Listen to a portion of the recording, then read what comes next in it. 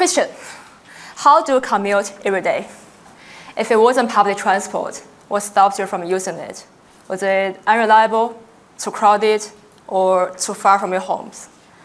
You are, of course, exempted from this question if you walk or cycle. So in the field of transportation planning, it's commonly accepted that people are willing to walk up to 400 meters to a bus stop, 800 meters to a train station. If they live beyond this range, they are more likely to drive. So we take trains in Wellington as an example.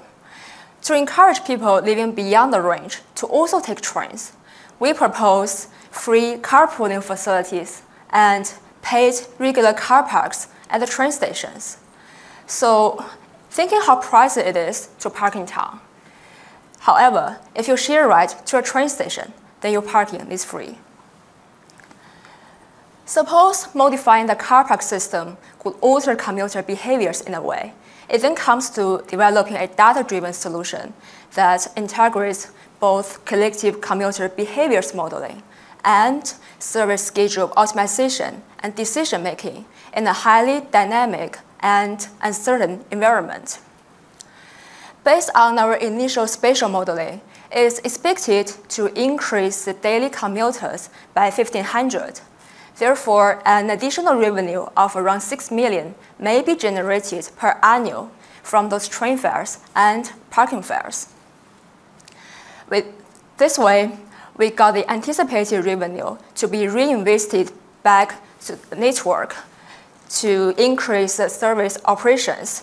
For example, service frequencies during peak hours.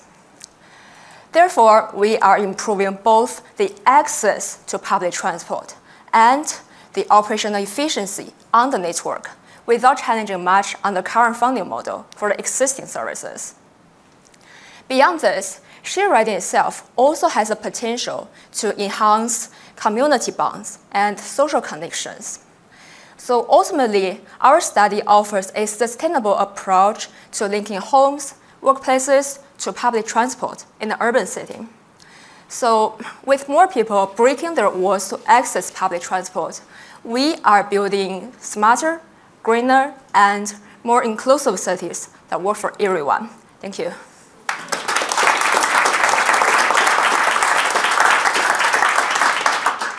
Any questions for Evelyn? I have a quick question about scalability of this approach. So I can totally see how that might work in Christchurch, but what about other cities, bigger cities with different public systems? And for instance, we're breaking walls to Germany to some extent, and public transport system there is very good. Why can we not just copy that in New Zealand?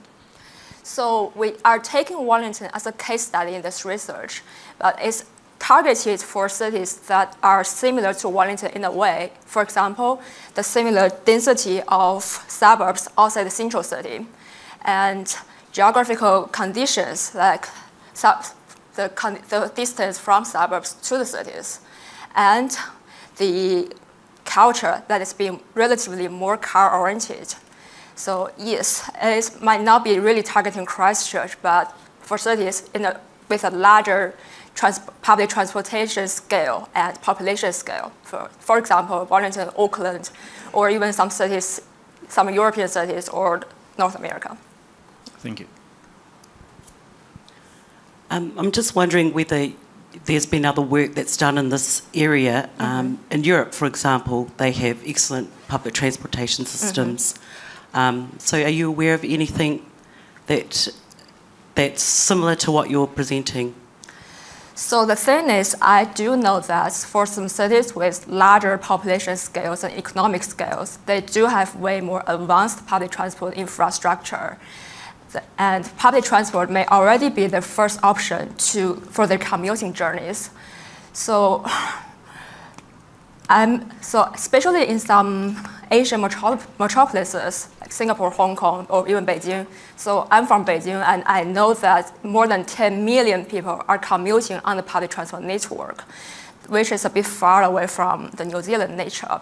So we are trying to build on what's existing here rather than demolish everything and rebuild from scratch, which is making it more feasible.